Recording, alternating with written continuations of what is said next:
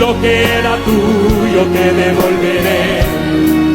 Voy a restituir lo que la vida te robó.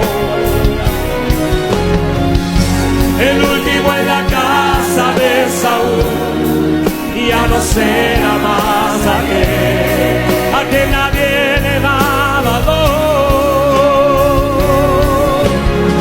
Vas a vivir en la casa del rey, vas a comer de la mesa del rey, vas a vestir de las ropas del rey, vas a sentarte al lado del rey.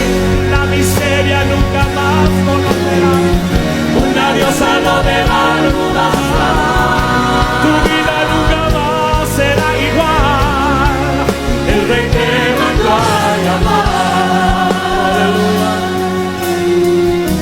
Oh, escucha, hermano, hermana.